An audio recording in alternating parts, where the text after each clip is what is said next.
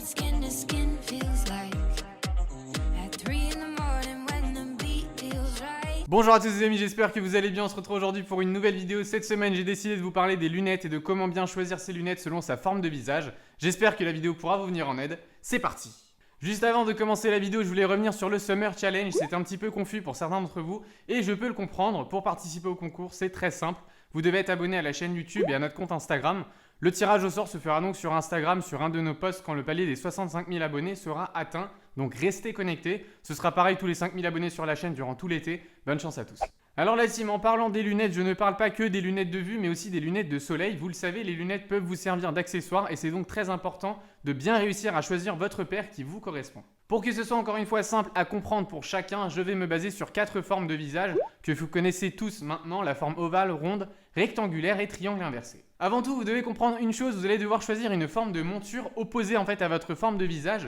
Le contraste entre la monture et votre visage va apporter en fait de l'équilibre et donner un effet d'optique beaucoup plus esthétique et c'est ce qu'on recherche. C'est peut-être un petit peu confus pour certains d'entre vous, mais vous allez très vite comprendre. On commence avec les visages ovales, comme d'habitude, comme les coiffures, vous avez beaucoup de chance, vous avez un visage qui est assez homogène, aucun trait marqué comme la mâchoire ou le menton. Concernant la forme de vos montures, vous allez pouvoir tout tenter, les formes rondes, rectangulaires, oversize. Les lunettes rondes feront paraître un petit peu plus jeunes et les lunettes rectangulaires un petit peu plus sérieuses. Tout va dépendre bien évidemment de vos goûts et de vos couleurs. Pour les visages en triangle inversé, vous avez le visage avec une partie haute qui est plus large que la partie basse, c'est-à-dire que vous avez un front qui est dégagé et un visage qui a tendance à s'affiner un petit peu plus vers le menton. C'est la même forme de visage que moi. Je vous conseille de partir sur des montures classiques, carrées ou un petit peu plus aviataires.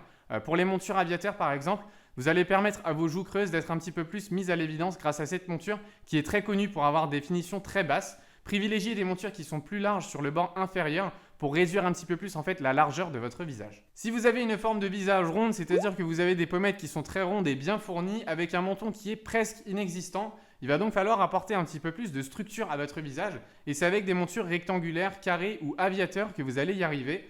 Une monture carrée en fait va vous apporter tout de suite plus de caractère sur votre visage, plus de structure et c'est tout ce qu'il vous faut. Concernant les montures à éviter, c'est bien sûr les montures rondes. Avec un visage rond plus des lunettes rondes, c'est juste impossible. Pour les formes de visage rectangulaires, vous avez une forme de visage bien précise avec des mâchoires très marquées et avec des tempes bien visibles. Vous allez donc devoir atténuer le regard avec des formes plus circulaires. Vous pouvez donc vous orienter sur des modèles ovales ou aviateurs. Si on prend l'exemple de la monture ovale, on est tous d'accord pour dire que cette forme va permettre d'adoucir un petit peu plus le visage en apportant un petit peu plus de courbe. Je vous déconseille donc de choisir des montures strictes comme les formes carrées ou rectangulaires qui vont encore une fois venir alourdir les traits de votre visage. Une fois que vous avez choisi votre forme de monture selon la forme de votre visage, il ne reste plus qu'à trouver la taille de monture qui vous convient et la couleur qui y correspond. Concernant la taille de vos lunettes, c'est très simple et chaque bon opticien vous le dira, le haut de vos lunettes ne doit jamais dépasser vos sourcils et se terminer même juste un peu en dessous. Choisissez des petites montures de lunettes si vous avez une petite tête et si vos lunettes sont plus larges que votre visage, c'est pas très esthétique. A l'inverse, si vous avez une tête qui est large, choisissez des montures qui ne sont pas trop serrées sur votre tête.